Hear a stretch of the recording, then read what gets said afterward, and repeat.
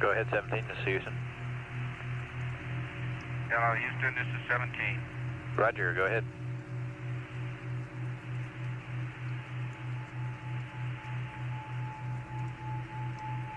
Houston, go ahead.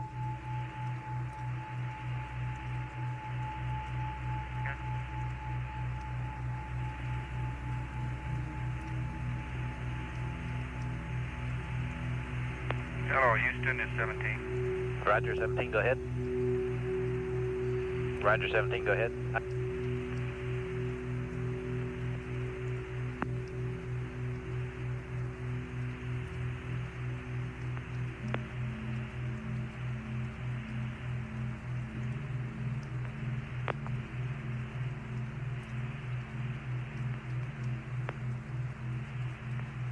Hello, 17, Houston, you read? Honeysuckle Comtech, Houston Comtech, net 1. Goddard voice, Houston Comtech, net 1. Goddard voice. Roger, Goddard, I'm reading you loud and clear. Honeysuckle, I'm not getting to him. Hello, Houston, this is America, over. America, Houston, stand by. If you read us, don't change anything in the cockpit yet. 17, Honeysuckle. Roger, Honeysuckle, I read Hello, you. Honeysuckle, 17's reading you loud and clear. Roger, we have a comm outage. I'll be right with you. Okay, very fine. How are things down there today? Fine, your weather report was beautiful. The call this morning. Your country looks beautiful from here.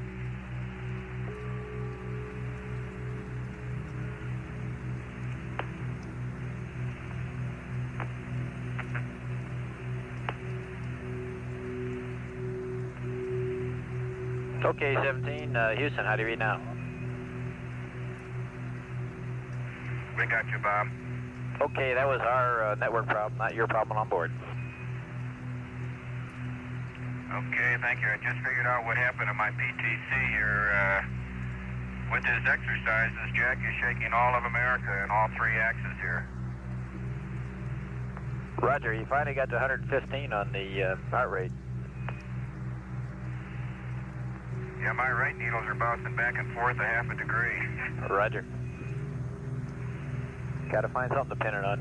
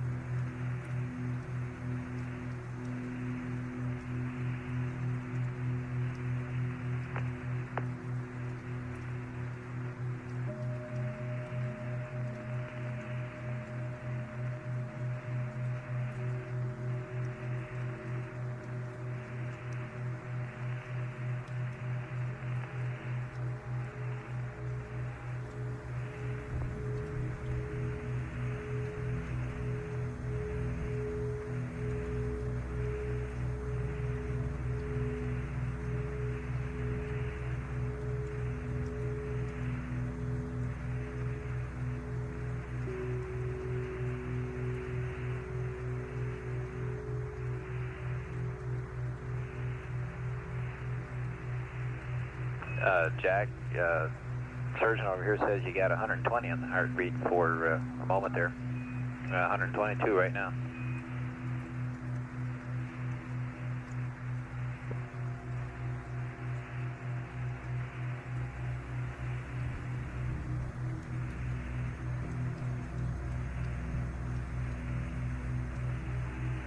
Okay, 130, Jack, 130.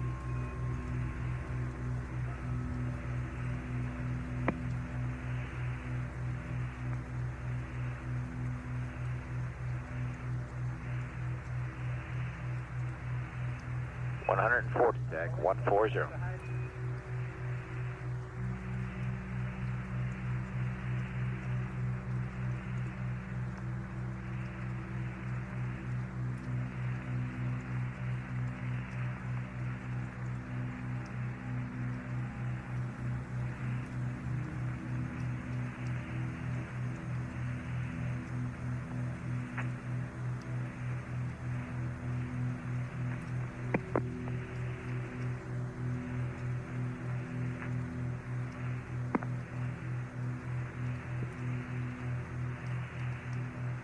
The numbers reported to Jack Schmidt by Capcom are his heart rate.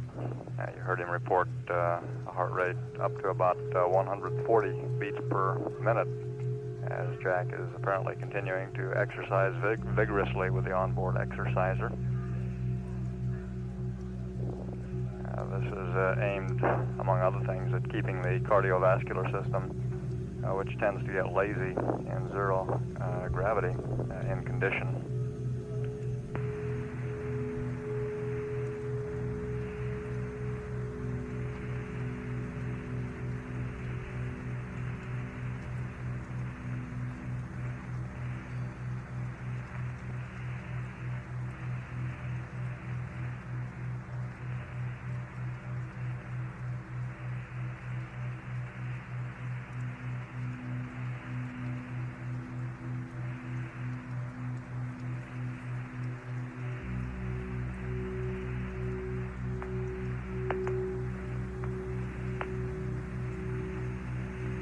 Dean, we've got a serious one here. You might be interested. All that exercise banging around in there de-stratified tank 302, so it stirred it all up good. Yeah. Well, we brought him along then. We found some use for him. Once an ecom, always an ecom.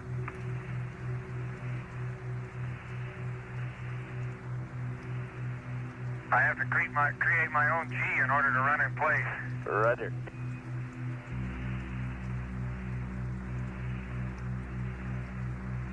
How high up did the heart rate get, Bob?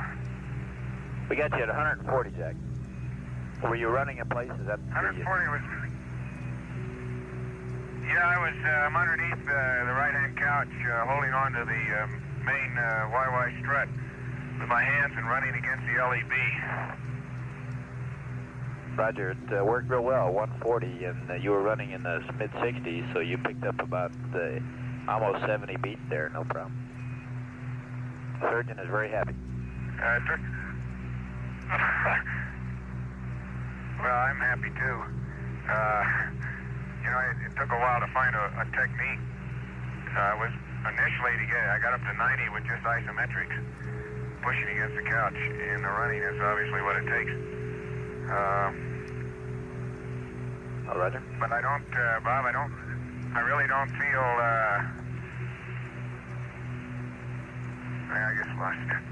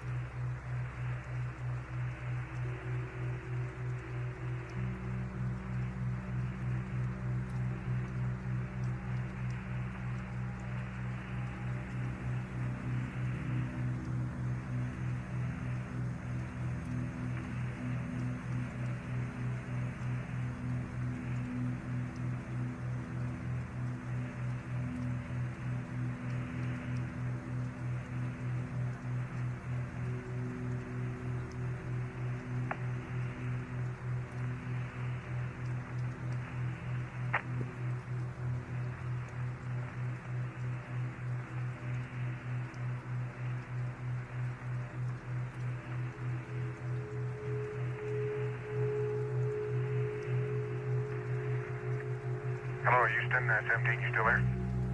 Roger, we're with you. We had a little comm problem there as you know, coning on this as we're changing on the antenna, but we're with you. Okay, what's the heart rate right now? Right at standby.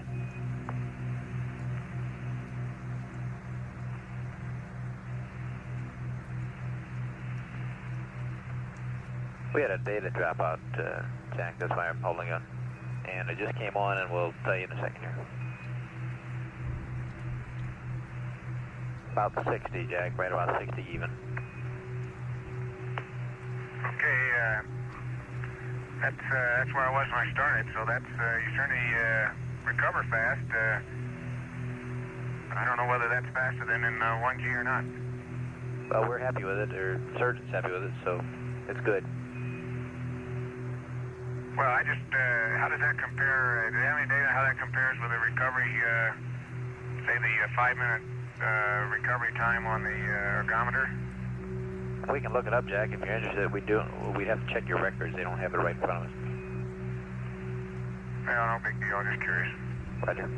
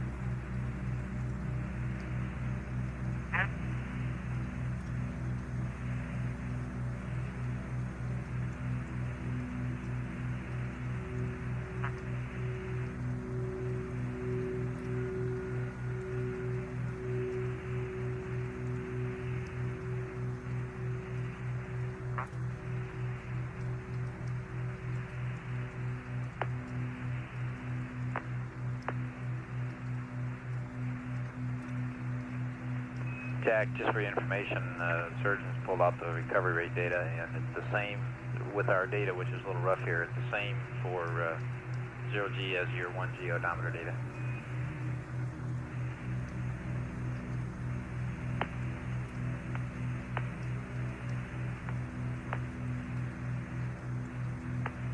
Okay, that's very interesting. Roger.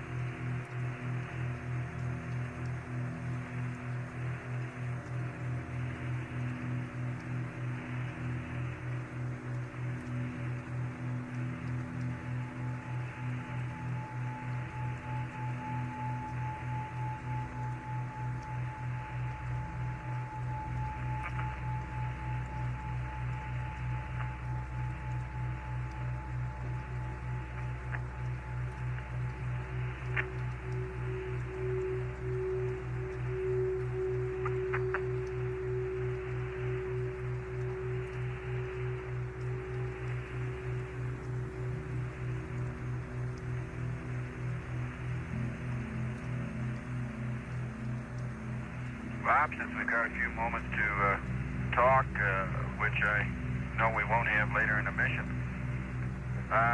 something I don't ever remember happening, but is happening now on the windows. That's the 1, 3, and 5, but not 2 and 4, is that in the center of the window, about 6 or 8 inches in diameter, as you come through the night side of the rotation, you pick up a very light, you might call it even a frost. Very light frost on the window, more like a moisture frost, film of moisture or film of frost, not very thick like crystals at all. As you come through the sunlight, it tends to sublime away, but you never fully lose it until you go back into darkness again. The very artistic, definite ice crystals that we had on my number 1 window over here yesterday, I think we reported to you this morning that they were gone or they sublimed away. But the impression they left on the window is still there. It's very sharp and it's very evident. Roger, we copy that.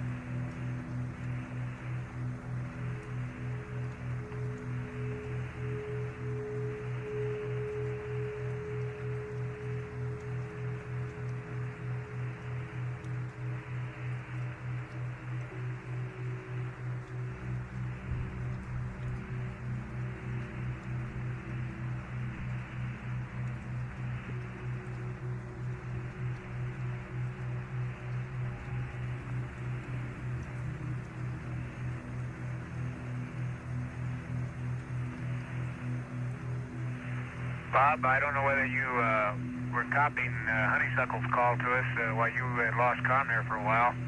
Roger, we copy. But they said that they... Okay.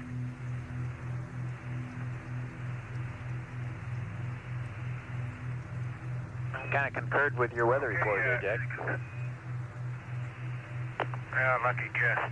I might say that the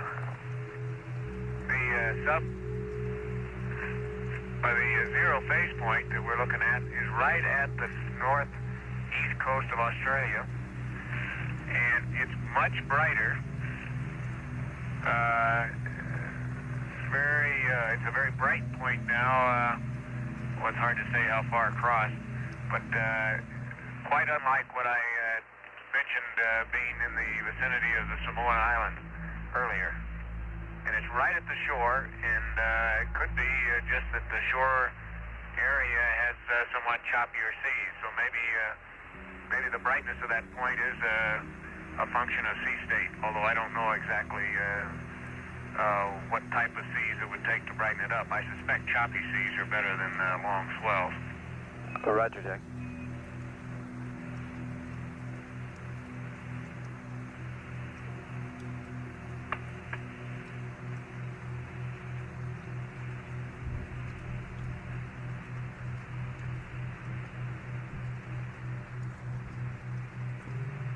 That front seems to have slowed down its progress. It's about in the same position, possibly slightly farther north than when I started talking about it this morning. The wave that seems to be developing off the south west coast of New Zealand is much more pronounced than it was. Definitely seems to now have a slight cyclonic pattern, clockwise pattern, and I wouldn't be surprised if next couple days that moves along the front over towards Sydney, and maybe a little farther north than that might Brisbane's probably more likely. Roger, Jack. Yeah, except I got the movement wrong again. Although it does seem to have progressed west from New Zealand.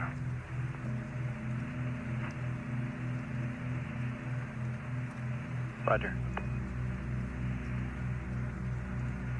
I take back what I said about forecasting Sydney's weather. I think I would suspect that would move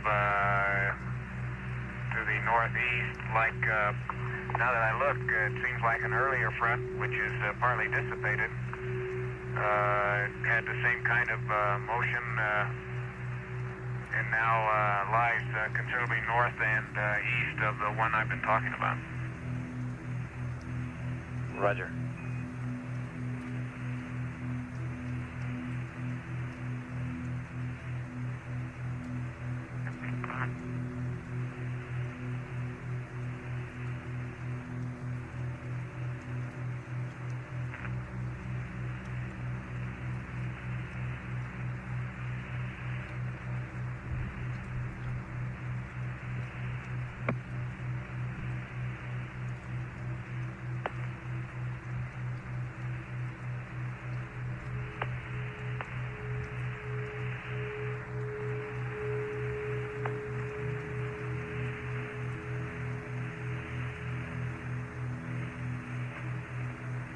Thinking back on some weather briefings we had last week, Bob. Are you there? That's affirmative. I'll talk to you later. I think we're losing you for a little bit here.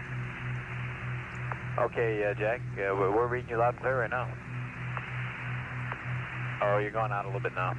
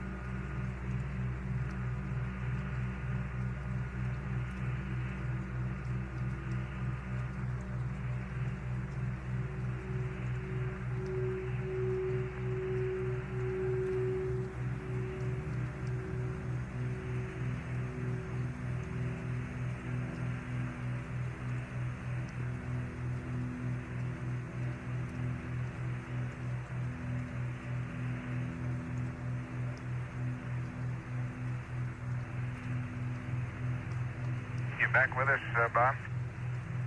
That's affirmative.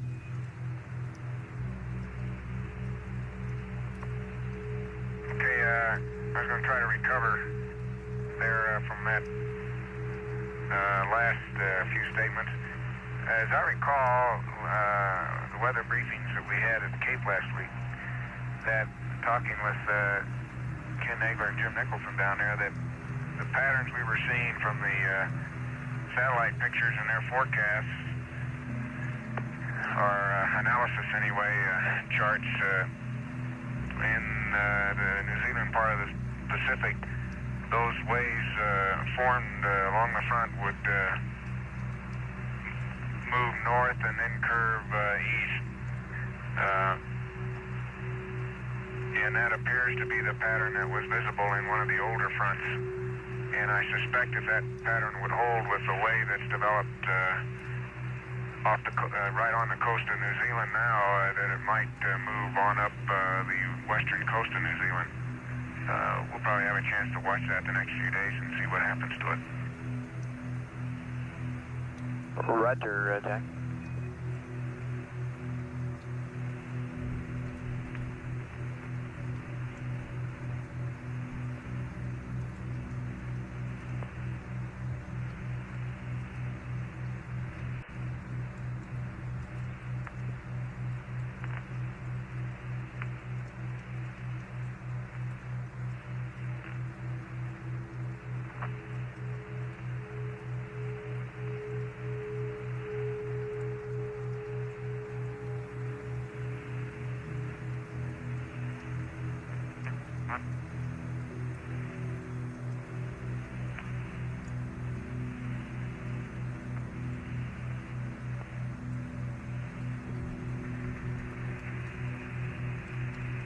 Houston, how are you reading now? Reading you loud and clear. Okay, Bob, as I look at the clock, we're just 24 hours ago, we were about within our hold somewhere. For this period, yesterday we were in our hold, and I think it goes without saying, but we'd sure like to pass on our debt of gratitude and thanks for the response that the people down at the Cape came up with, and particularly at Marshall.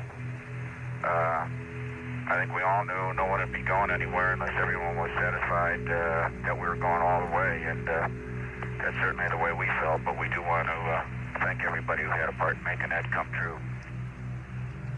Roger, Gene. I think it was a superb show between the Cape and Marshall and Houston, and probably even Goddard with the network, and just about everybody concerned really had to do some work there to bring it off, and it went off real smoothly.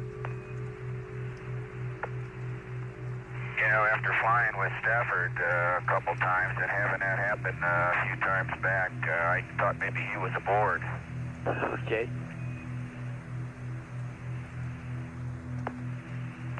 I think that was the first for getting the Saturn V to 30 seconds before ignition, and or rather actually 30 seconds before liftoff and holding there. It got mighty quiet on board about 30 seconds. I sure imagine. We all felt like old hands the second time around, though. Roger. Bob, I've been in that 30-second count one other time, and it's no different the second time around. Roger. But we do appreciate the work, and I think it's typical of what made this manned space program such a super program, the response of people like that. We concur with that, Gene, wholeheartedly.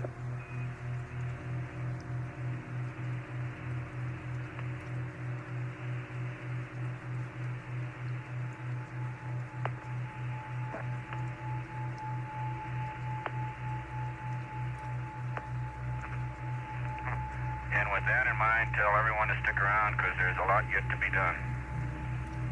You better believe it.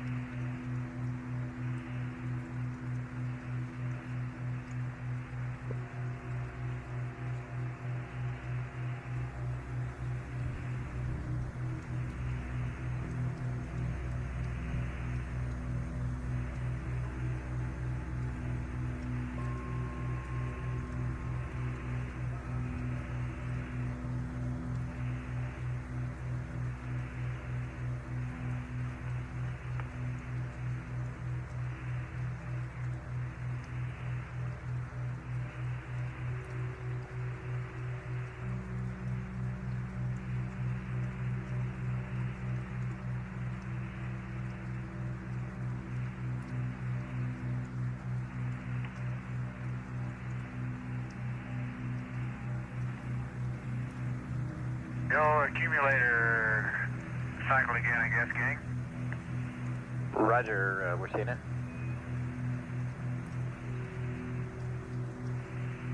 Looks like you got a master alarm. Is that affirmed? Yes, sir. That's how we tell these days. Although it doesn't happen all the time, and I guess as long as whenever we have that waste vent closed, we probably wouldn't be bothered by it at night. Roger, that's our feelings here, Jack.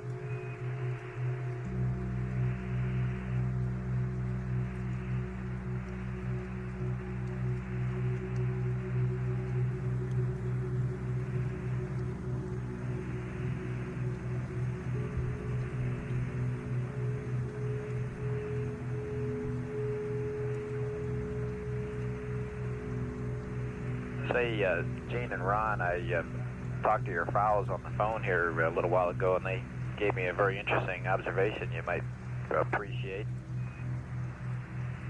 They were standing close to some water when launched, and they noticed that when the booster lit up, something scared all the fish because the water literally began to boil with fish jumping from the light, I guess, or from the shock wave, something.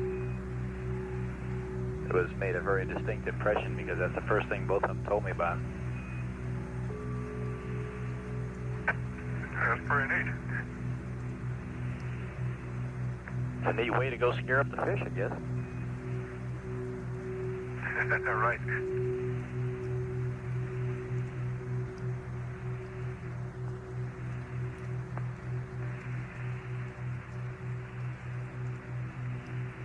How are they doing today, Bob? Really fine, really fine.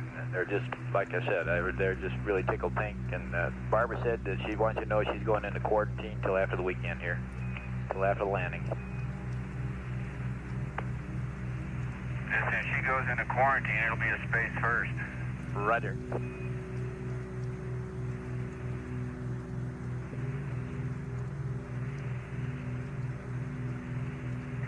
You got to be careful now. You know what to tell them.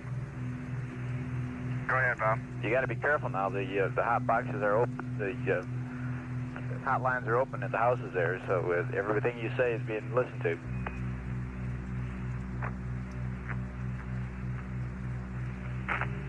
Yeah. Okay. In that case, just want to say hello, and we're having a super good time. Looking forward to what's coming, and we thank you for the news, Robert. Roger. And my impression of the world, philosophically, I suppose you'll be getting from time to time, but it sure hasn't changed. Roger, Gene. It's sure beautiful. It's sure beautiful, and looking back at it, there's several billion people who have got a lot to work for, because it's one of the most beautiful sights we've ever seen here. Roger, Gene. You guys are sounding great and doing real great. We're pressing right on here. I just want to emphasize, Bob, that these first 2 days, of course, yesterday was a pretty good day, but today we're catching up, and as I say on the food consumption, don't be expecting too much. Roger.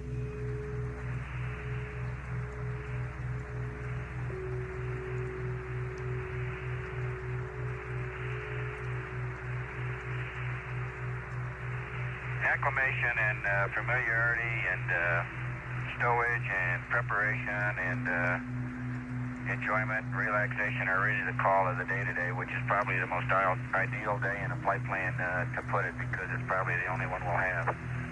Roger. Not that they aren't all going to be enjoyable. Hey, Bob, your hourly weather report is due, and I'll wait a while. I keep losing your comm. Okay.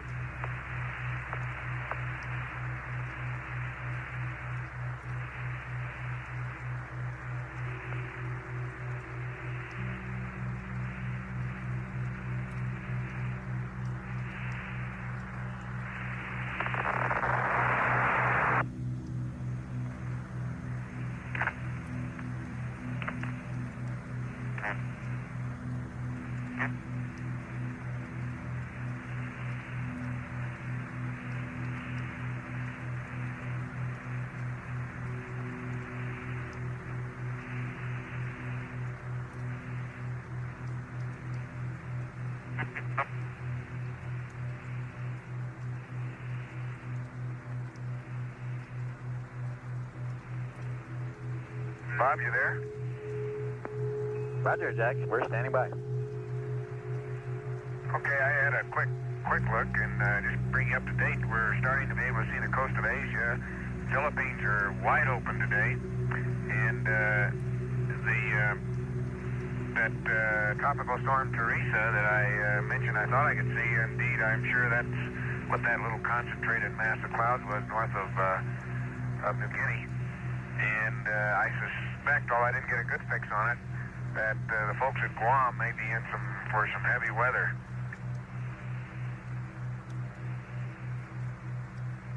Roger.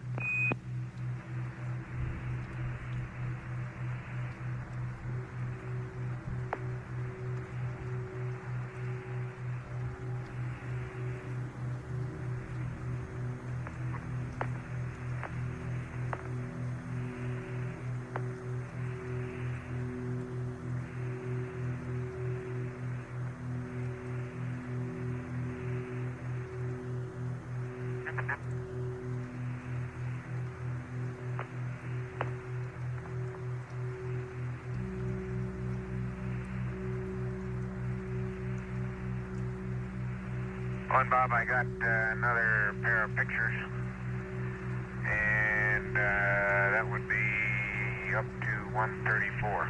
Roger, that's on November, is that a firm? That's firm. Real good show.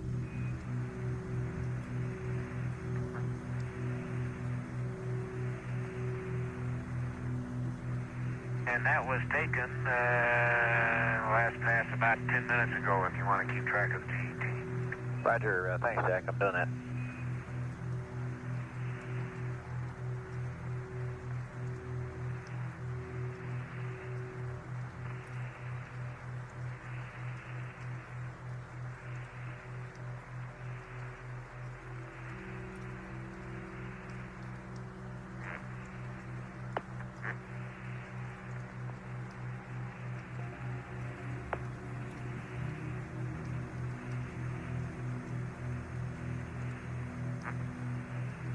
Just for some information for Ron in particular, we've evaluated the data from the mapping camera and the pan camera cycling there, and it looks real good. Everything looks right normal.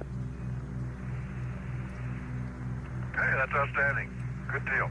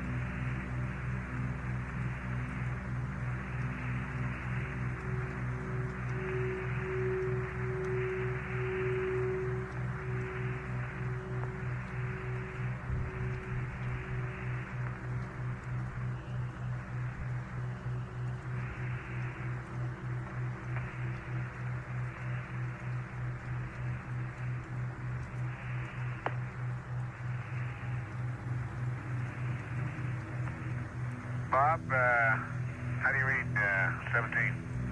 17, read you 5 by.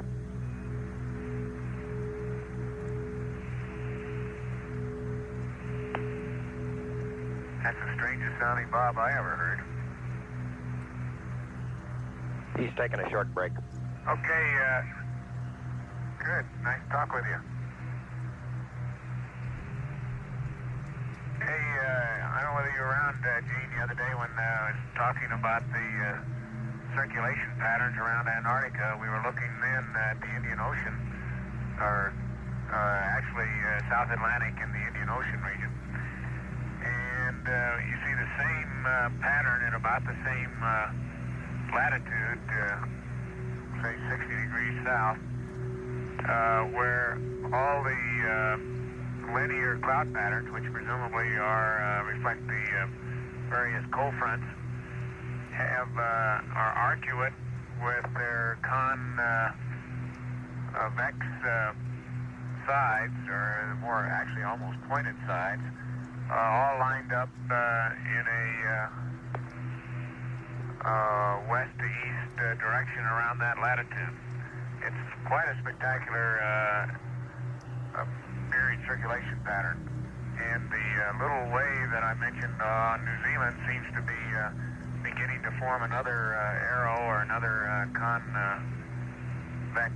point on that front that's fitting right into the same circulation pattern. Okay, copy.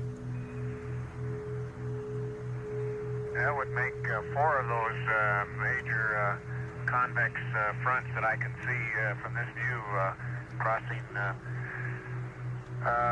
south of Australia up into the South Pacific. Okay.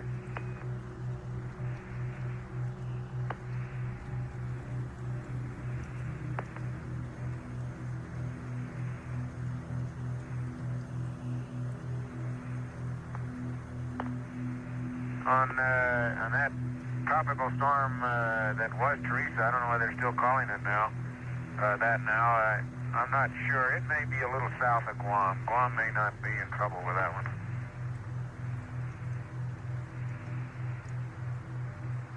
It looks like it's just a bit to the west of Manila there.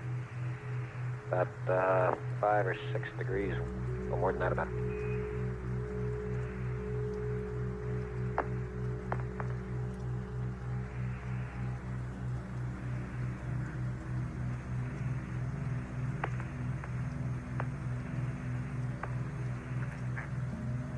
Looks like it's about 5 degrees west of Manila and about 5 degrees south.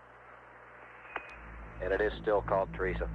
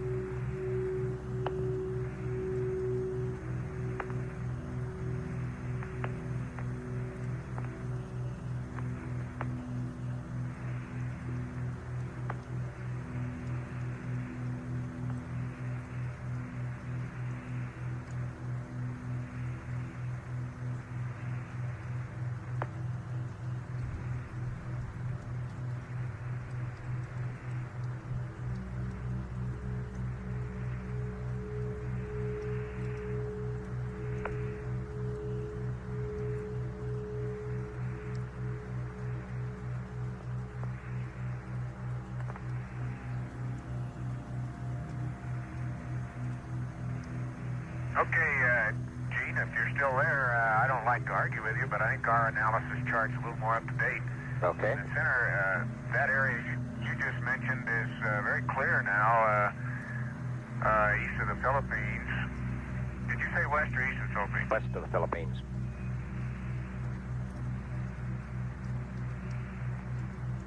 Okay, that area that you mentioned, 5 degrees east, is very clear. And the center of the what appears to be the storm that I'm speaking of would be about 142 longitude and maybe 8 degrees north latitude, Okay. which would put it south of Guam. Okay, yeah, you're over in the area between Guam and the Carolines then. Say again, Gene? You're over in the area between Guam and the Carolines then. You're saying it'd be just about due west of the Caroline Islands. Okay. Yeah, you're probably looking at I don't know, maybe a 12-hour-old Prague or something? Yeah, that's the one I had for launch day. Okay, well, it's moved quite a bit now, and I guess it's the same storm. Still seems to be very well organized, but quite concentrated and small. Huh?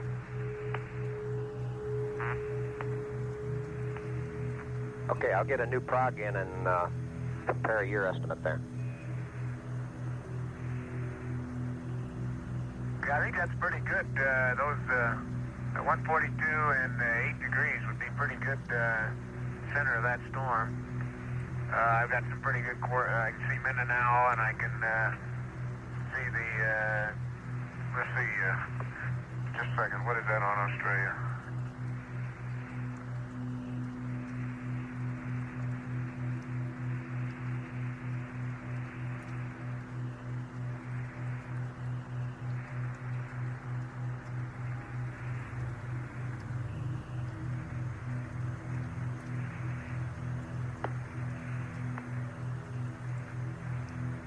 Yeah, of course, that's Port Moresby. I can see that point there, and between those two, I can pin that down probably within a couple degrees. Okay. We'll get a satellite photo and bring it in here in just a bit.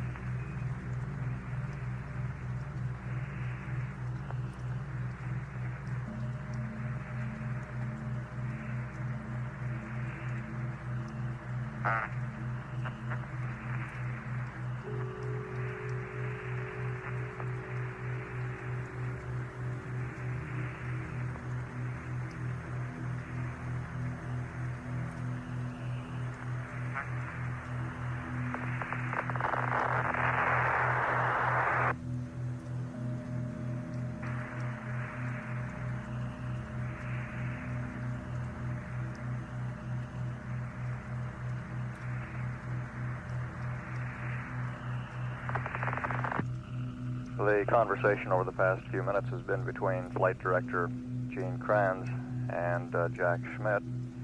Apollo 17 at this time, almost directly above the northeast coast of Australia, some 94,000 nautical miles from Earth.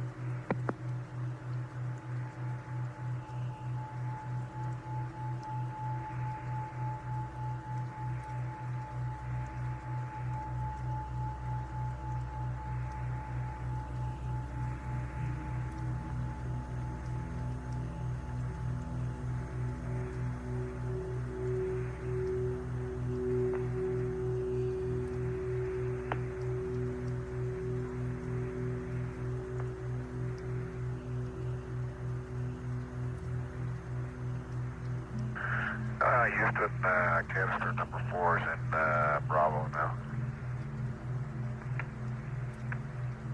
Roger, we copy that.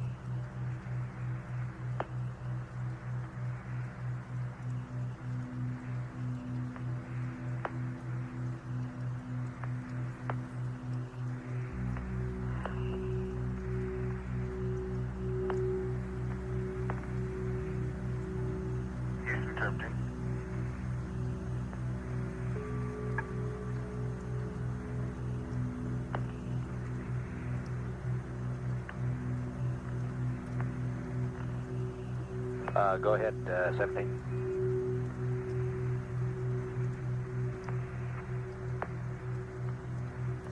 Okay, Bob. It's that storm just off the south west coast of New Zealand is still intensifying and has both high and low level clouds, as you can see by shadow lines. It looks like it may grow into a pretty fair storm system. Borneo is very clear today, and as is the Philippines that I mentioned, there's looks like a very strong frontal system that stretches from, let's say the south coast of, or southeast coast of Vietnam, between and across Taiwan, between the Philippines and Taiwan, and across Taiwan, and right along, and I can't tell, I think just south of Japan. I can't tell whether Japan's in the front or not. I'll look at it some more. The strongest storm center that I can see on that is way north, and probably Hokkaido has a fair amount of weather from that storm system.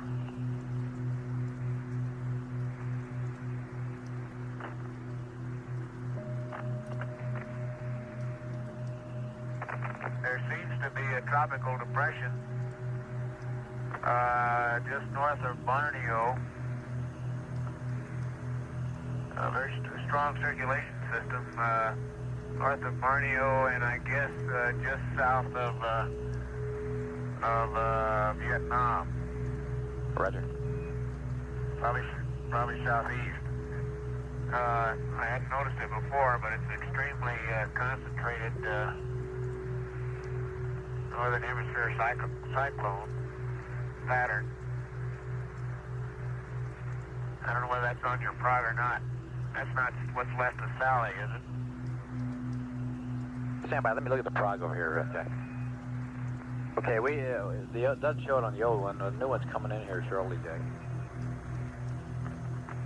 Okay, if that is a developing depression, it's approaching Luzon, not very far away, 2 or 3 degrees of longitude now, although Luzon is clear. Roger.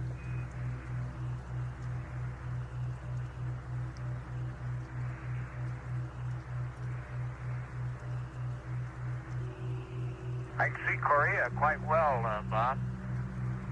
It's clear today.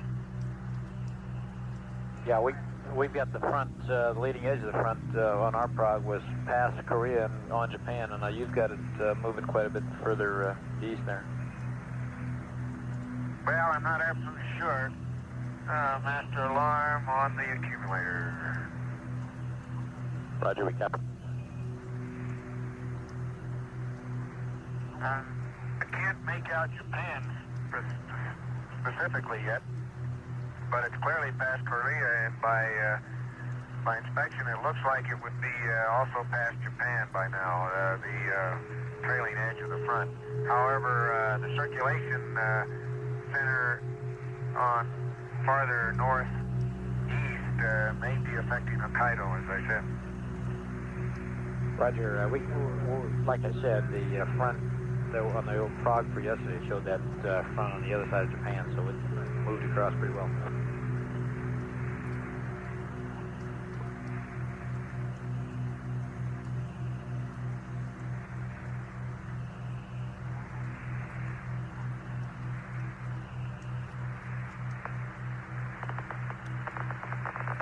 I recall they had a tropical storm called Sally that went into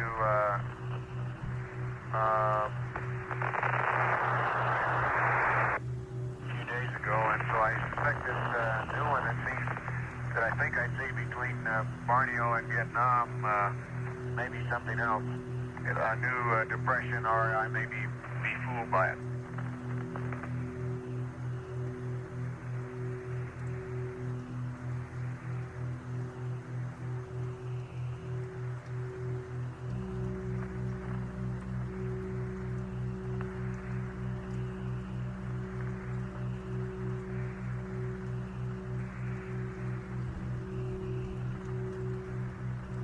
Mainland China, Bob, was the last pass here. I can't see the Earth now, but mainland China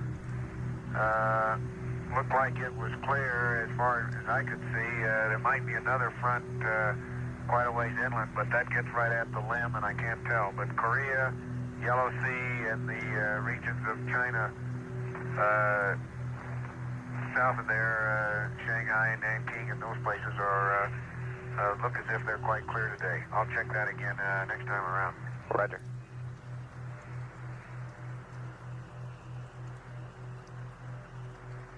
And Jack, we're ready to terminate the charge on battery B and start the charge on battery A.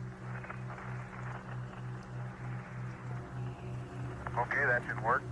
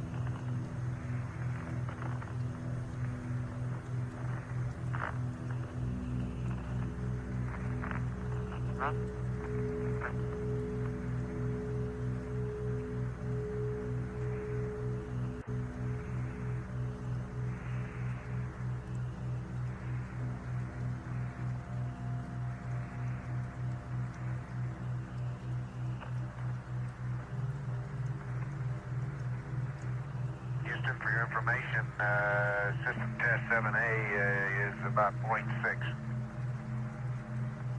Say again, Jack, I missed that. 0.6 on system test 7A? That's from battery compartment pressure. Thank you, Jack.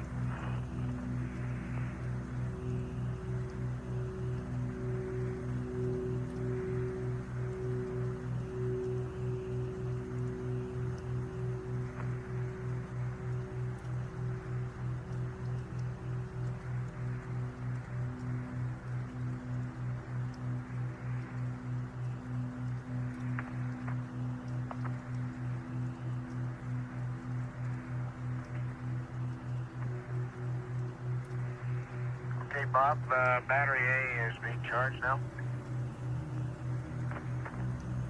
Roger, Jack.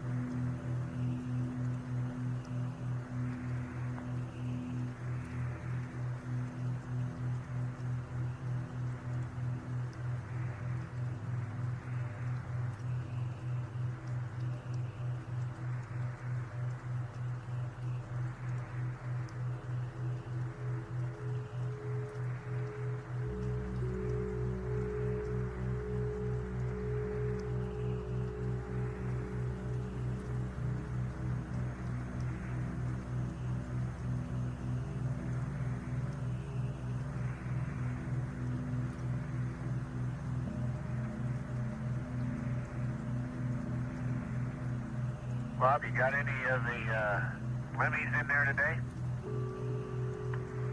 Any of the limmies? Roger, all sitting by. Just gave me a big thumbs up, Jack. Okay, give him a thumbs up on the rendezvous radar antenna. It looks real good.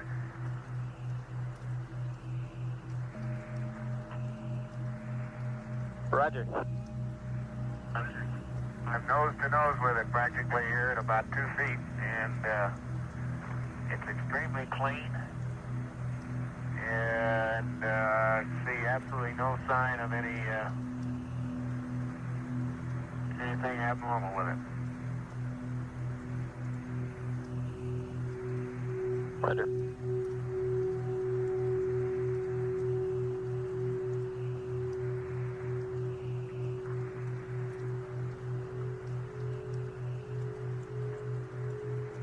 Matter of fact, compared to some of the flaking problems and things like that we've heard about in the past, I never saw a cleaner piece of hardware than that limb looks right now. Roger.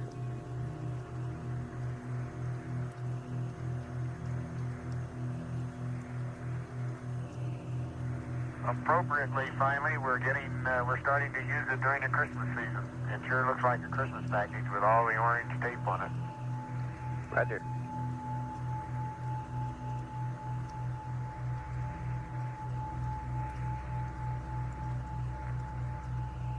Ron, we got your noun 05. Okay, I'll go ahead and accept that one this time.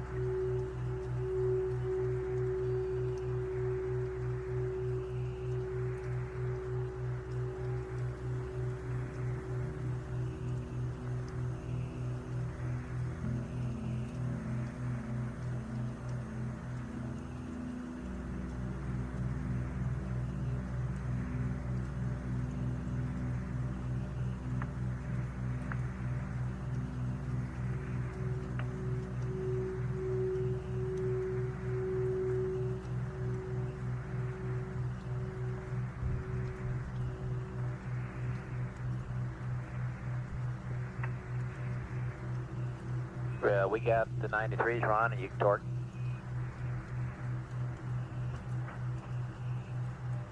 Okay, I'll torque it to 940.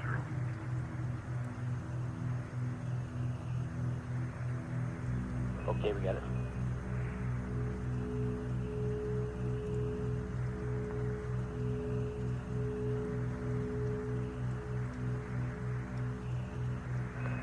And Jack, we've been looking at our records. We don't have a previous system test reading for 7 Alpha. Do you recall of any previous readings on that one?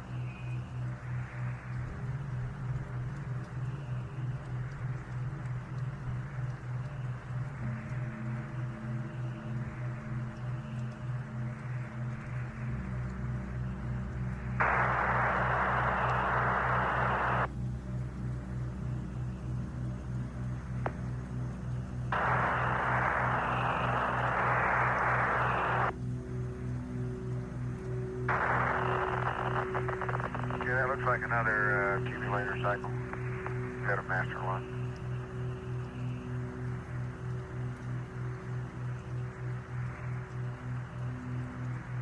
We dropped data just in, Jack, so we can't concur or confirm it.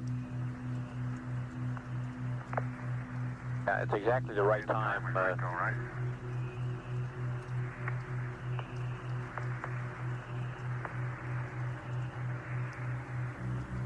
Bob, you cut out about your system test meter discussion.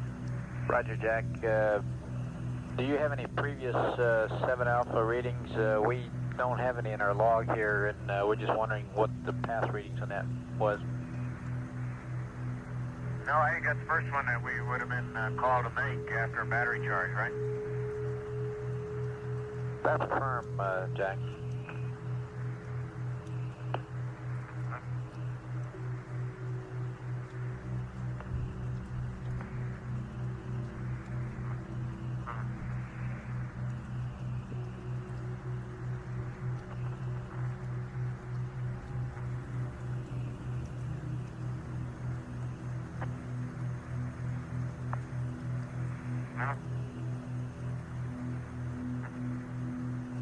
Go ahead, Jack. Do you you're coming in very weak.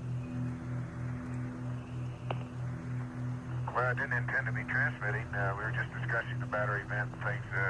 We may have missed something in the dump checklist. We'll check it out. No, sir, we don't think so. We just thought maybe you might have read it earlier. Oh, yeah, you want the battery vent. It should be closed now, right? Stand by, Jack. Okay, Ron says it ought to be open. That's So, affirmed. let me check It should be checklist. open. There's no question about that. It should be open. Okay, it's open. There's no problem, Jack. It should be open, but the value appears a bit low to us, and we'd like to read it again before you go to sleep. We may want to close it.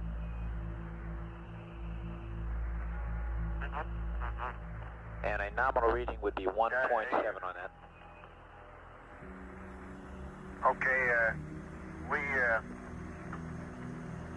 closed it when we were doing all our dumping some time back and neglected to open it again. So it was closed, and I gave you a reading, and it has been closed during some 2 hours anyway. I'll figure out how long. Okay, we copy that.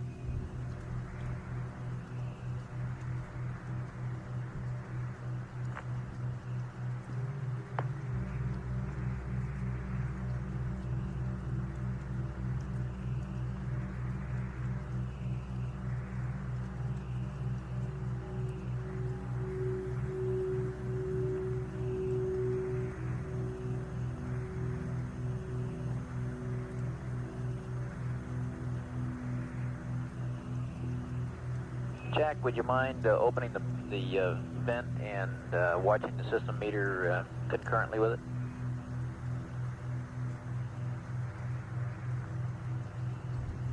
Stand by.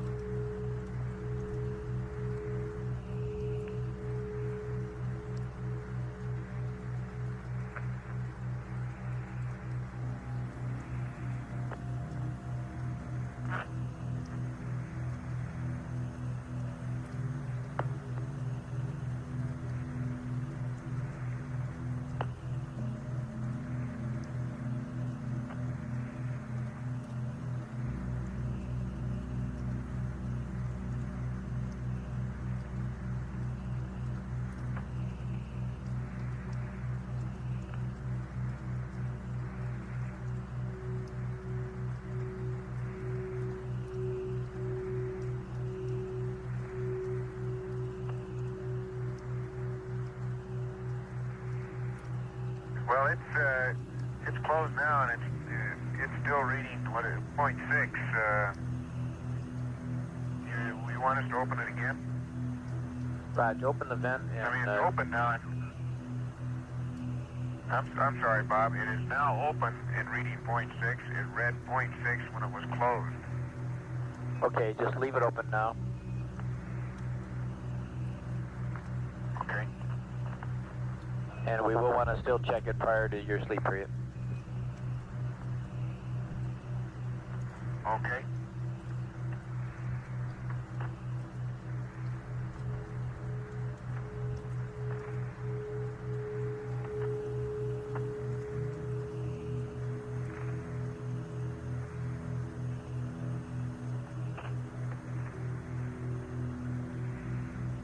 Okay, Bob, a little update on the coast of Asia. It looks like some residual cloudiness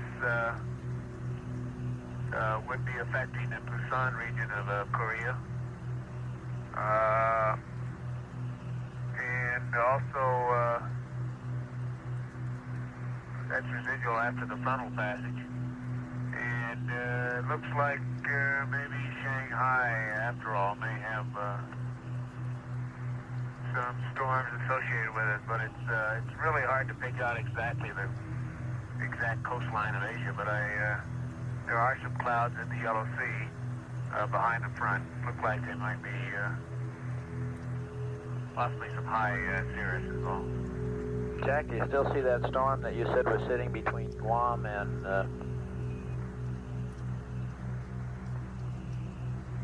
Borneo in that area? Okay, I see there is this cloud concentration between New Guinea and Guam.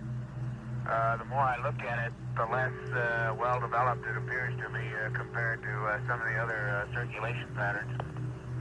It could be just the residual depression from Teresa that's moved out into that area. It is an isolated, relatively isolated cloud pattern, fairly small but apparently fairly dense, but it does not have a strong cyclonic pattern to it. Nothing at all like the pattern that now exists above Borneo and seems to be moving towards Luzon. Roger, we copy.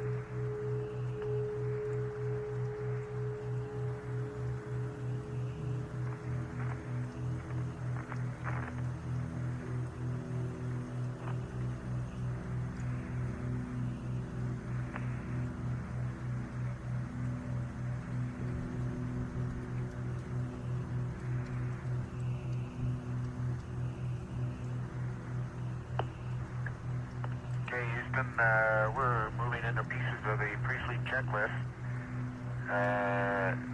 Here's some onboard readouts for you. Battery C is 37.0. Pyrobat A 37.2. Pyrobat B 37.2. RCSA 95. Bravo 94. Charlie 94. Delta is 96.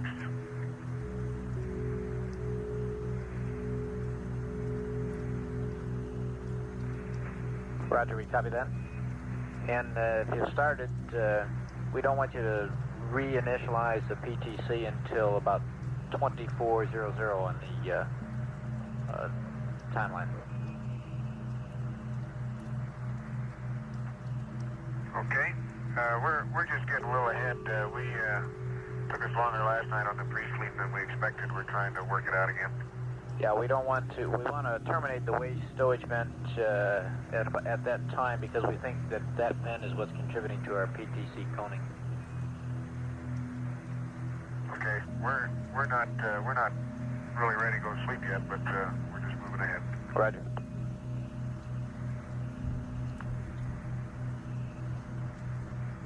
And if it's okay, I'll cycle the H2 fans.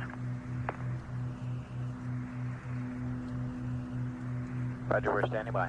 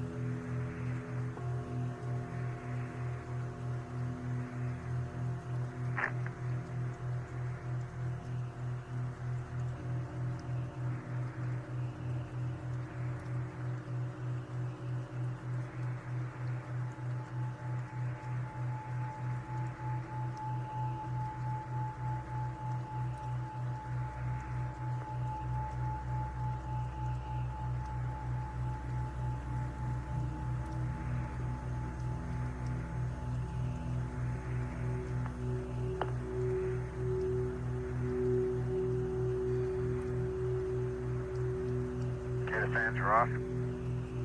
Roger.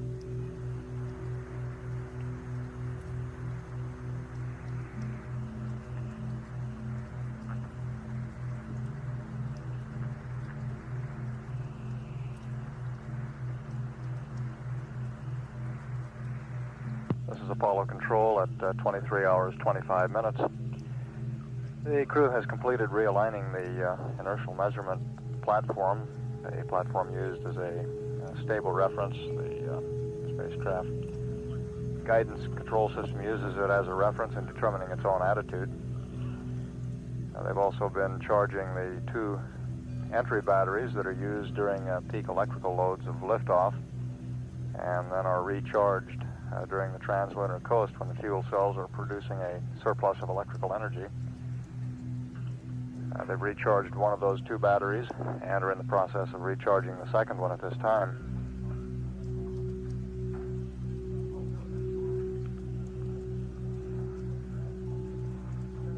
And you heard the crew describe going into their pre-sleep checklist, getting things aboard the spacecraft configured for the sleep period, which is scheduled to begin at 25 hours ground elapsed time, or a little more than 1.5 hours from now. Apollo 17 at this time is 96,244 nautical miles from Earth, traveling at 5,264 feet per second. And all spacecraft systems continue to function almost perfectly as planned. A little while ago, the lunar module control officer, confirmed from telemetry what Gene Cernan was reporting visually out the window, and that is that the lunar module appears to be in very good shape. Of course, we have a limited number of telemetry readings on the LEM at this point, but one of them that we do have gives us an indication of the integrity or tightness of the LEM cabin, and we see that from the amount of pressure decay. It appears to be a very tight vehicle.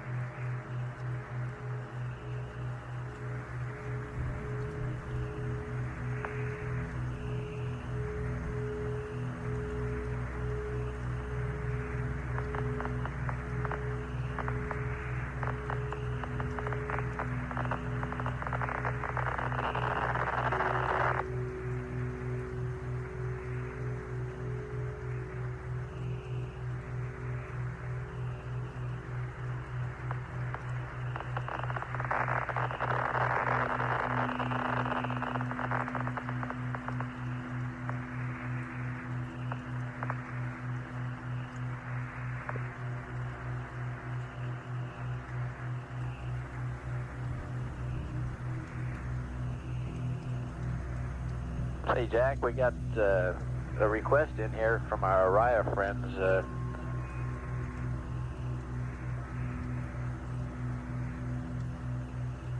ahead. They were just wondering if you're looking out that way, if you could give them some sort of an update of what the weather in the Wake Island, Kwajalein, the south of the Wake area looks like. Okay, let me work on that one. Okay.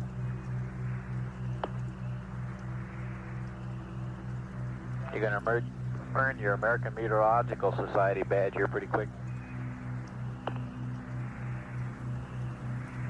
Okay, let me get the binocular and we'll look at Wake Island.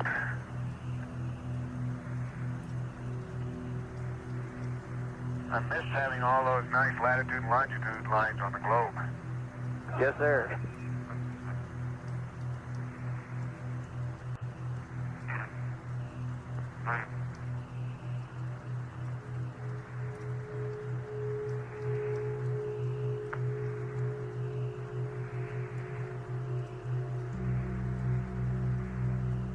The Araya friends that Capcom Robert Overmyer was referring to are the crews of the Apollo range instrumented aircraft used in supplementing the manned spaceflight network coverage. They'll be leaving from Patrick Air Force Base prior to the end of the mission and flying into the Wake Island area to be on station during Apollo 17's re-entry and splashdown.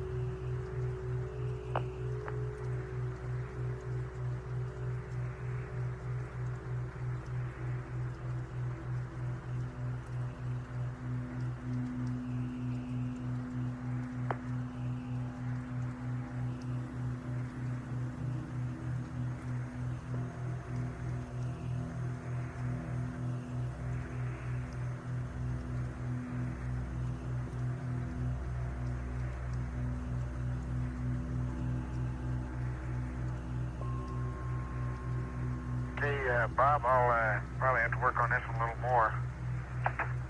But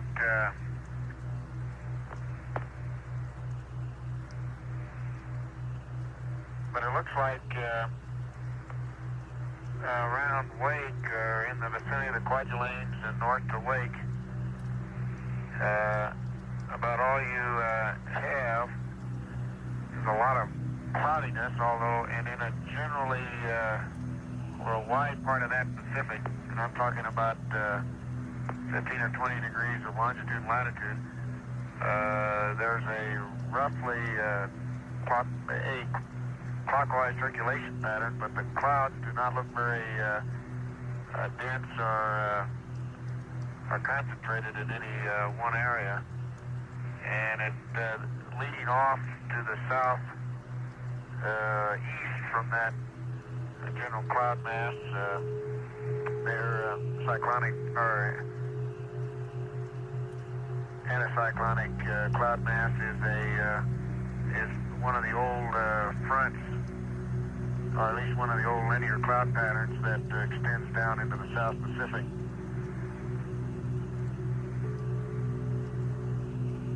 Roger, Jack. I'm sure the riot troops are listening down at Patrick and caught all that. Well, my guess is, Bob, and it's purely a guess, is that they're probably, if they were out there right now, would be experiencing intermediate layer clouds with scattered showers and not too strongly developed circulation system, so I can't predict the winds, but I wouldn't expect them to be anything what might be down associated with the remnants of the tropical depression Teresa. Now that Teresa, what's left of it, if I'm correct in picking it out there, probably is moving in that direction, although it looks weak enough that right now I don't think it'll be any big problem, and it may in fact go south of there. Roger, the frog I got in my hand for 3-hour-old weather has Teresa located just about in the Manila area. Did you concur with that, or do you think it passed the Philippines? Well, I don't. Manila's clear. The only thing approaching near Manila is this other storm center that now is north of Borneo, and to the east of Manila, it's clear all the way over to this little cloud mass that I was guessing might be Teresa. Roger. Well, I say this was 3 hours old, That's so... about, I gave Gene Krantz some coordinates on it. You can look it up. Those are pretty good coordinates for that cloud mass. Now, whether that's really Teresa or not, I don't know.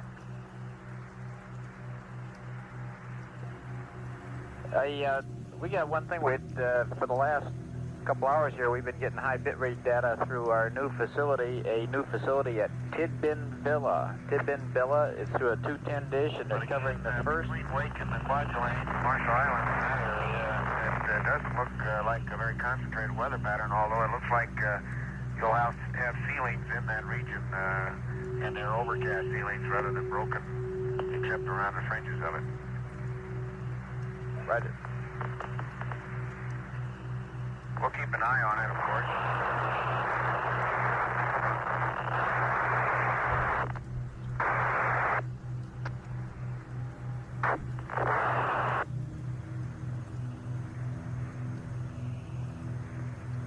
Jack, how do you read us now? You're loud and clear? Okay, 17, for the last 2 hours, we've been getting high bitrate data from a new facility, the facility at Tidbin Villa, and they're working their first Apollo flight ever. You might give them a cheery hello.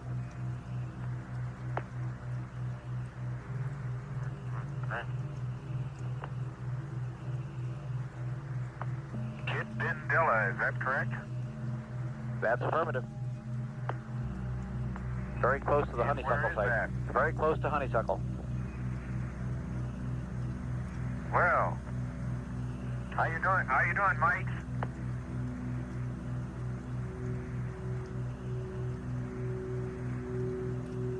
We certainly appreciate you guys being on the loop for this one.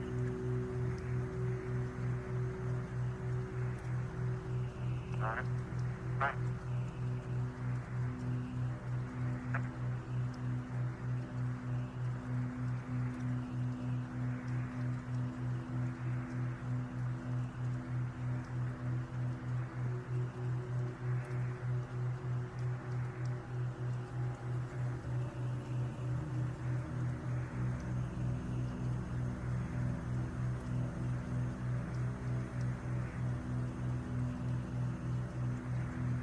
That new 210-foot dish antenna at Tidbinbilla, which is near Honeysuckle Creek, which in turn is near Canberra,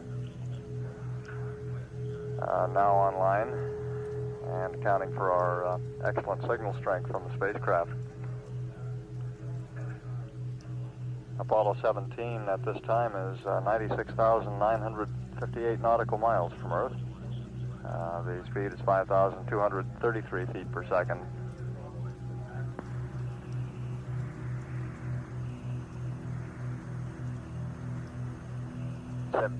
Houston, we'd like accept and we'll update your gyro drift, the pitch roll and yaw drift. Okay, you got accept and poo. Roger.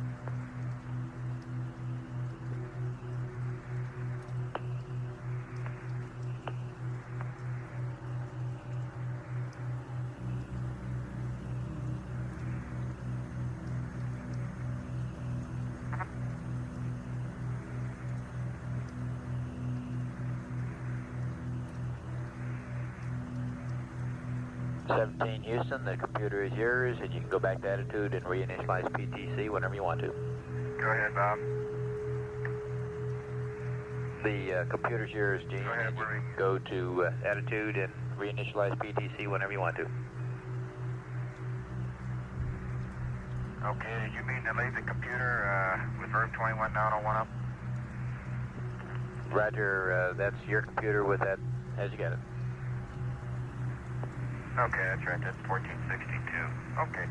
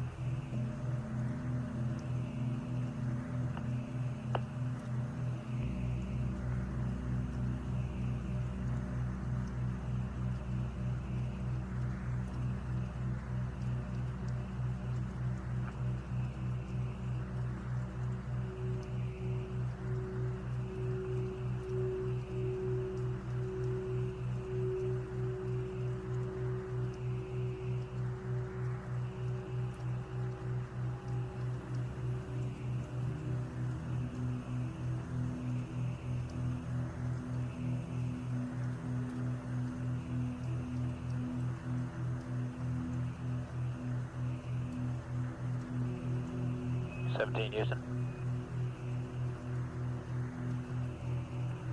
Roger, go ahead. Right, we've got a recommended configuration for your H2 fans and H2 heaters. We would like the H2 heaters 1 and 2 to auto, and H2 fans 1 and 2 off, 3 to auto.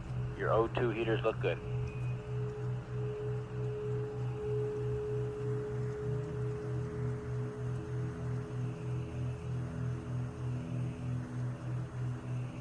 Okay, let me verify I've got these right. H2 heaters, 1, 2 auto.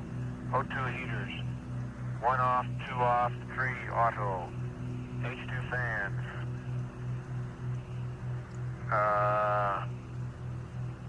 H2 fans, you want off, and auto, is that correct? That's what we wanted on the H2 fans. And the O2 is fine. Okay, As you got it. they're off. Okay, H2 fans, off, and auto. That's affirmative, Jack.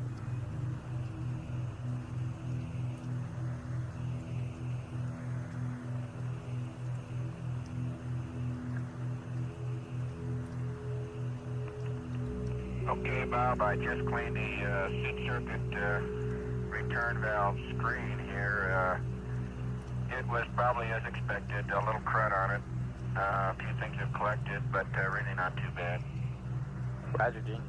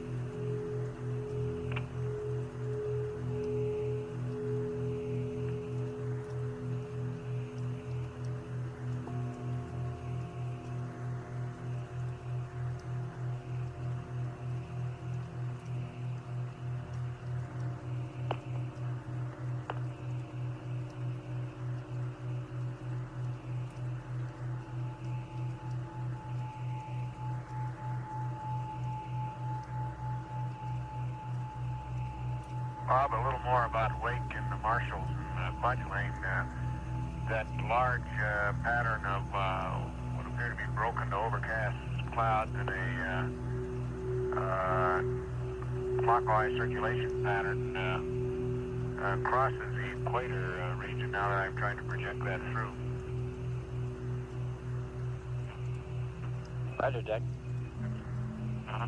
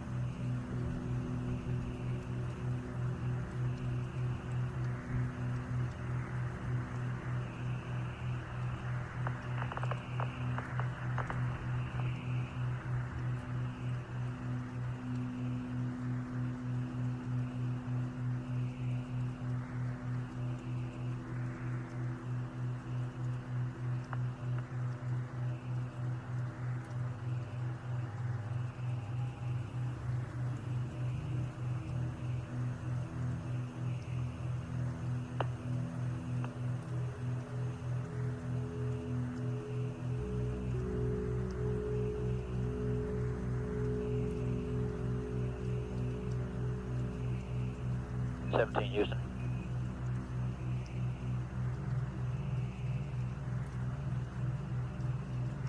Go ahead. Roger, Ron. When you stop the present roll on the PTC to reinitialize, pick a roll angle of 315 or 130 for stopping so that we have good comm during the damping period. Okay, 315 or 120, okay. 130, Ron. Okay. 315 or 130. Roger, that'll give us good comm to watch the data on the damping. Okay.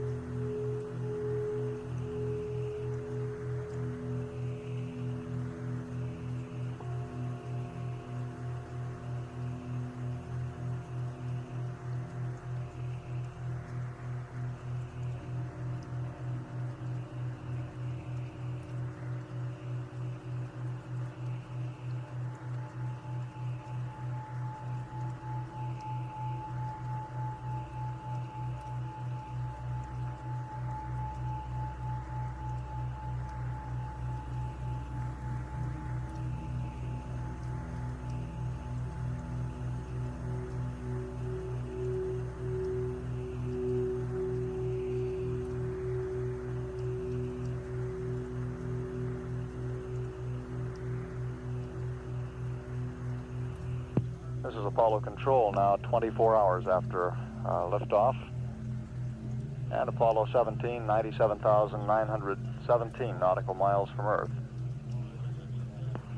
The crew at the present time is stopping the passive thermal control mode. They'll be re-establishing it. It had begun to diverge a little bit, began to wobble about the axis. The concern in going to sleep with that sort of situation is that it will wobble through the point at which they would have gimbal lock. And of course we would wake them up before then, but in order to avoid having to disturb the crew's sleep, they like to get the passive thermal control very stable so that it'll hold up during the entire sleep period. And how do you read? Read you loud and clear, 17. Okay, we're at 300. You want us to go to 315 yet, or is 300 going to be okay? That's good enough, Gene. And we'd like you to close your waistband at this time, please.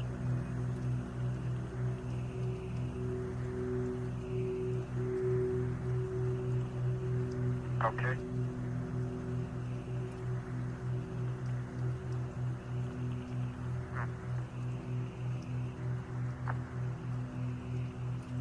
Okay, it's closed now. Roger.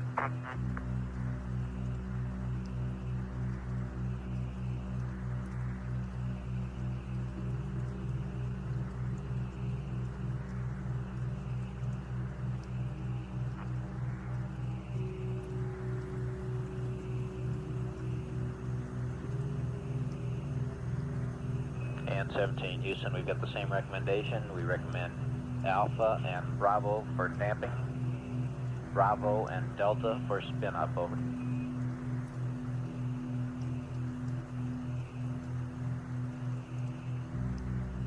So it's Alpha and Bravo for damping and Bravo and Delta for spin up. That's affirmative.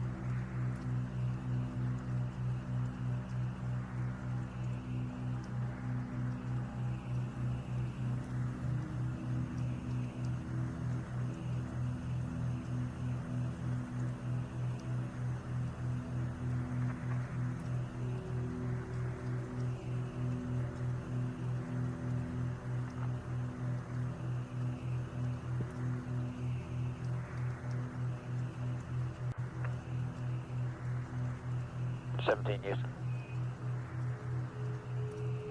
Go ahead. If one of you want to break out the flight plan supplement, we have a change to the E-loads on page 143 due to the change of gyro compensation parameters. If you want to copy them down when you get the supplement out. Okay, we'll give you a call. Roger, we'll be standing by.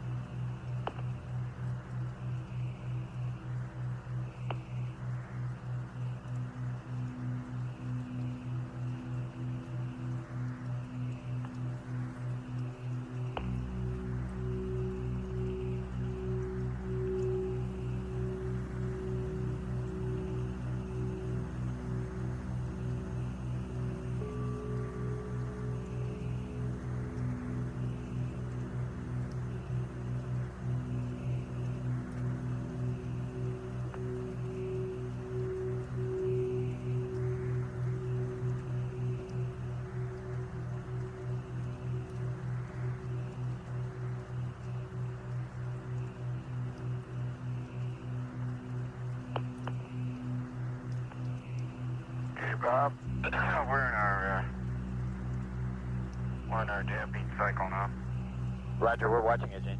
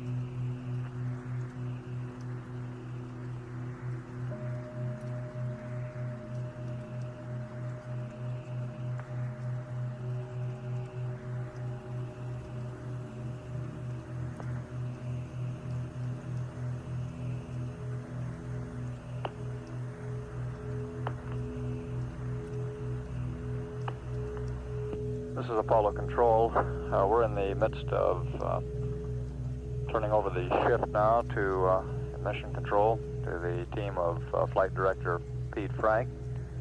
Gene Kranz and his team will be going off shift in about 25 minutes. We do not plan to have a change of shift press briefing.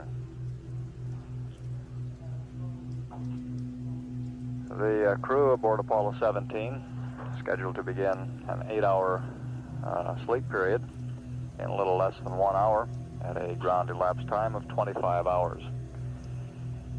And we have no major activities in the flight plan before that time. At 24 hours 9 minutes, this is Apollo Control, Houston.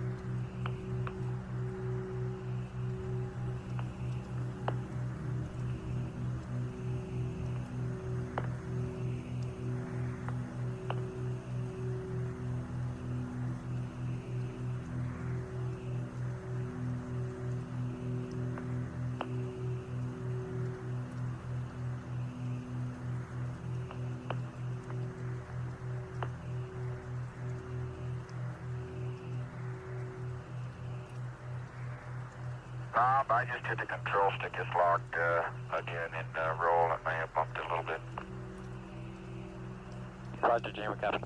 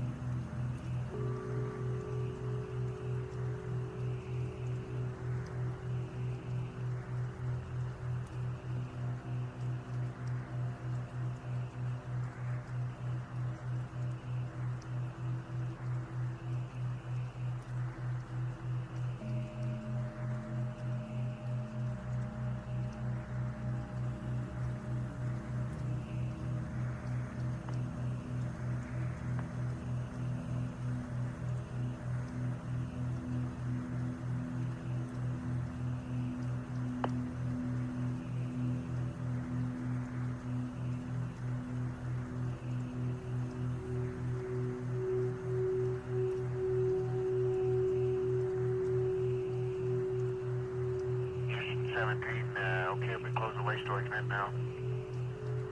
Oh, okay, I'm sorry, it's closed. Roger, 78. Forget it, we got it. I was left out.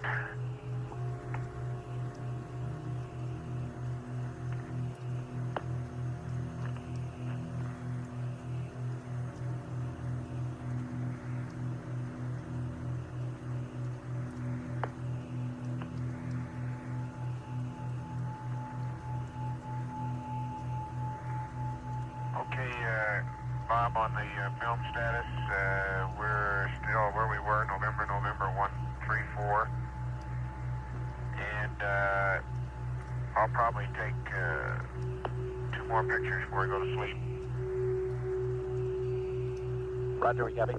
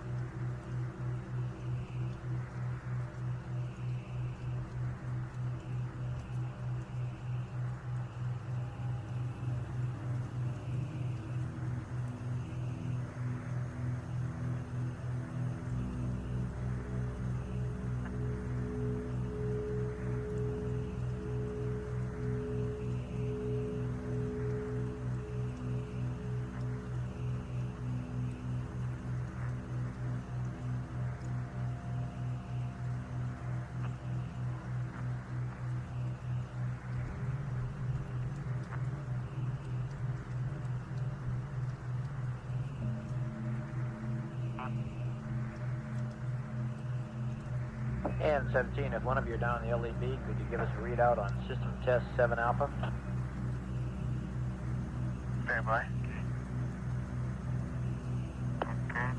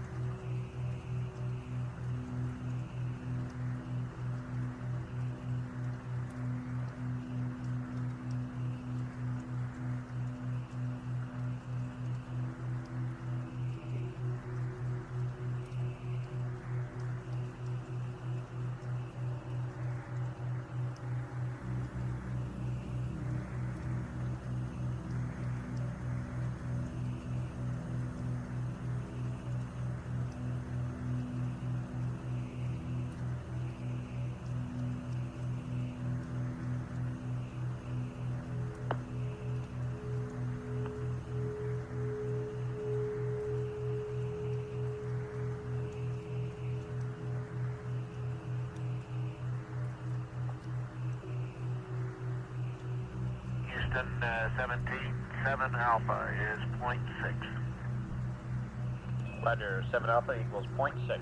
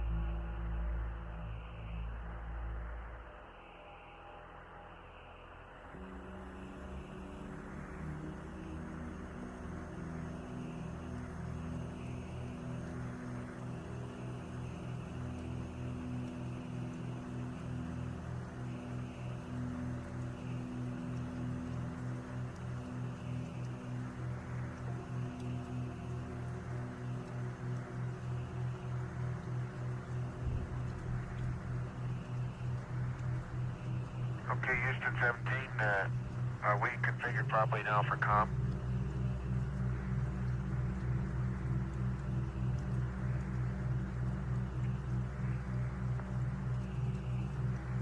Standby, standby, check. Okay, I've got I'm on Omni Bravo right now.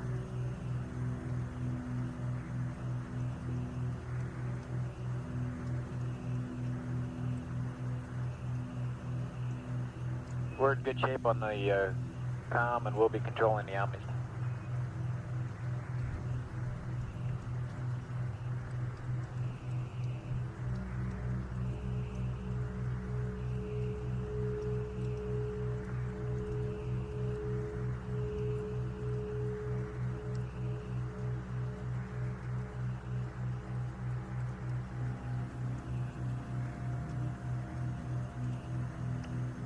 Roger, Will.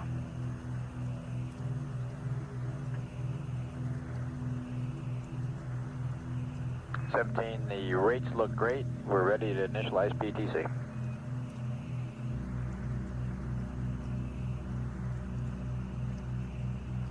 Okay, Bob.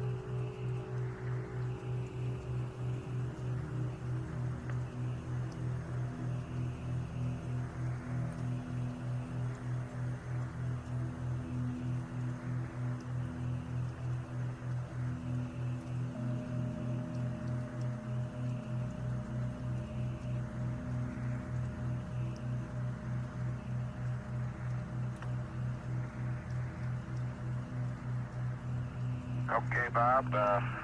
PTC is initiated. Roger, Gene, we copy and we watch the roll start.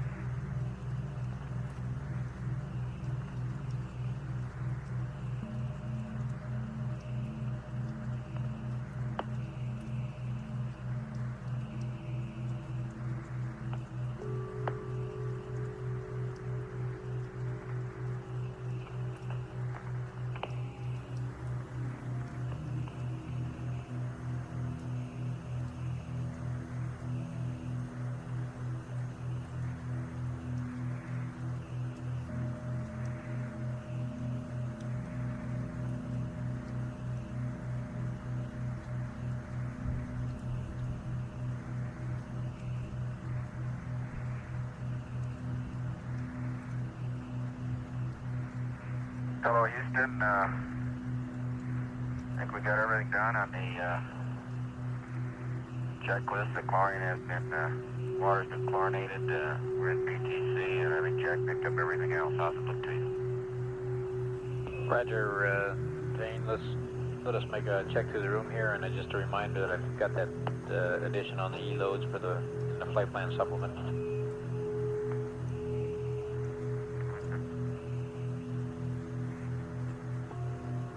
Yeah, stand by. Jack's going to keep the headset on and the biomed, and he'll close you out with that. And if there's nothing else, I'm going to go off the air.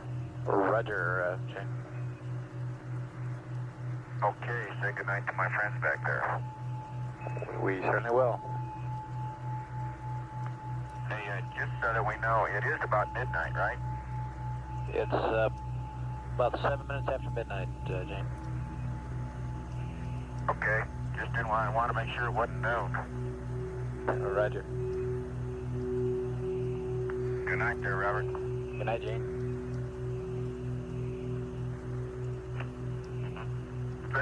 Say good night, Dick.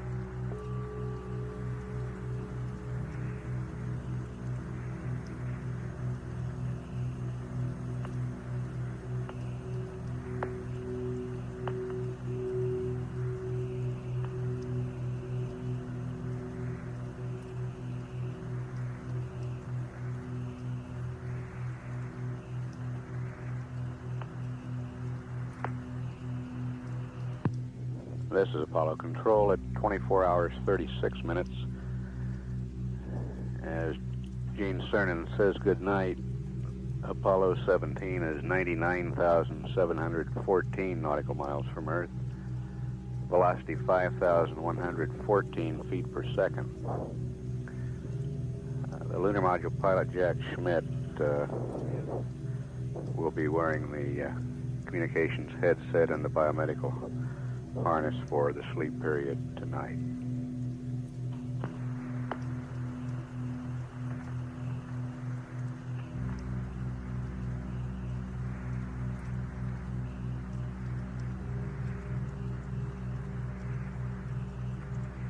Bob, Jack, your last report for the day as the Earth goes past window 5. The first thing I noticed was that our zero phase point is not nearly as bright on the west coast of Australia as it is on the was on the east. And I was looking right at the coastline now and see no bright spot in the center. Also, that circulation pattern, or tropical depression possibly, that I saw earlier north of Borneo is now even more strongly developed at the tail end of the front that's stretched up towards Japan. And it really looks like a humdinger from here. Beautiful circulation pattern and very concentrated. And it is now east of Vietnam and again between Vietnam and the island of Luzon.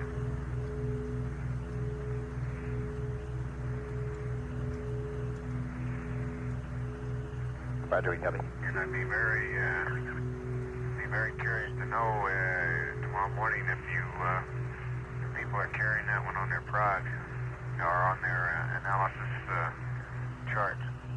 Roger.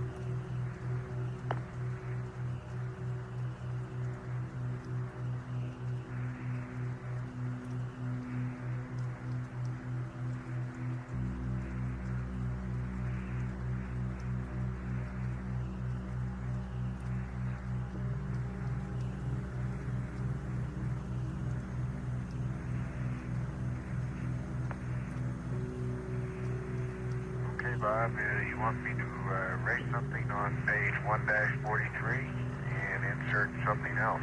That's affirmative, Jack. On 143 under column A, down at line 11 and 12 and 13. Just to make sure you're at the right spot, the line 11 old data is 00115. Do you copy that? Do you see that? I'm with you.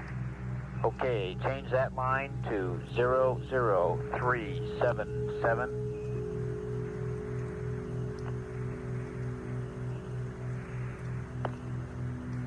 Go ahead. Change line 12 to 00050.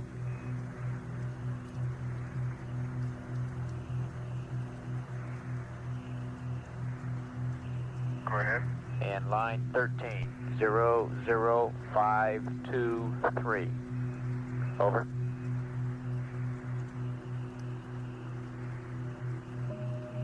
Okay, I got that, and as you might imagine, when I said erase, I did.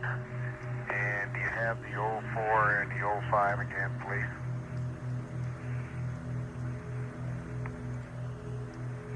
That is, if they're pertinent.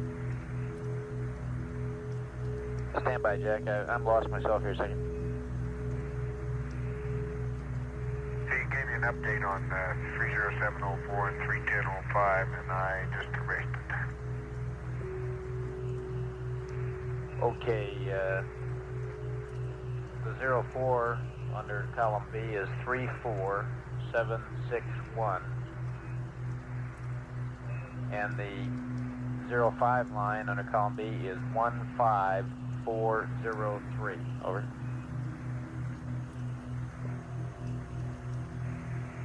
Okay, here we go. In line Alpha, 31411, 00377, 31512, 00050, 31613, 00523. In line Bravo, 30704 is 34761. 31005 is 15403. Over. Roger, we copy, Jack. Just a reminder to be sure and configure the comm per the pre-sleep checklist. And just for your information, Jack, I hold you at 100,116 miles. I was going to give you a call at 100,000 even, and then I got talking to you. So you've crossed the 100,000 mark right now.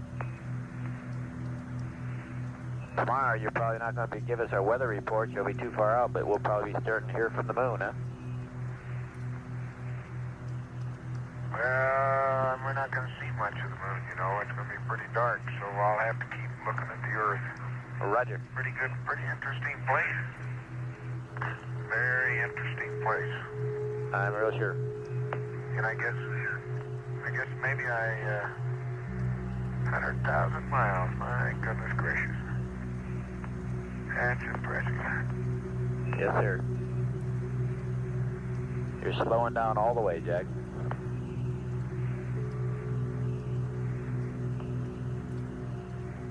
Well, it's sure downhill all the way back, isn't it?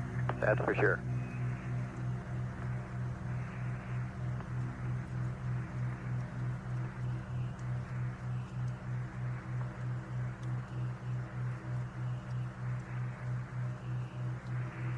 Jack, did the CMP get off the line, and is he tracked out now too?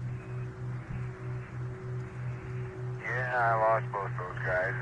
They decided they wanted to sleep, and I may be rumbling around here for a while, but we all three took Signal, so I think we'll get sleep before long. Roger. Just give us a call if you need anything, and we'll be watching everything there, and pleasant dreams.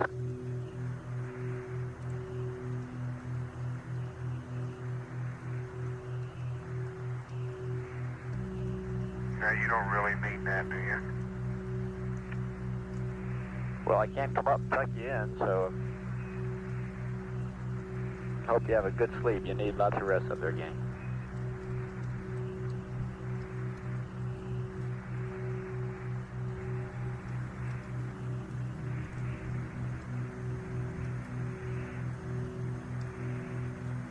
I tell you, Bob, about halfway through this day, I think I acclimated, and I really feel good. I've been eating a lot better, and not the only thing I ever really felt was a slight headache. It really, not the fullness of the head that people described, I guess, but just a little headache. I could have been looking at the Earth too much. I don't know. Roger, Jack. You've been sounding good. Oh, actually, I've been feeling fine. Just none of us have felt like eating, and that's probably normal. And everybody's eating more now, and we're starting to get in the swing of things. Oh, Roger.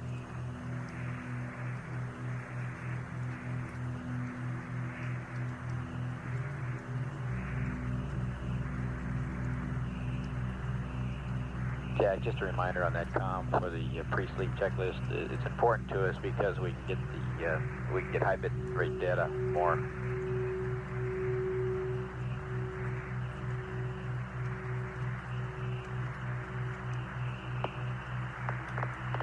Bobby cut out, but I'm in the comm sleep configuration now. Working that way. Okay, Ed Fidel was shaking his head for a minute now. He says as long as you're working that way.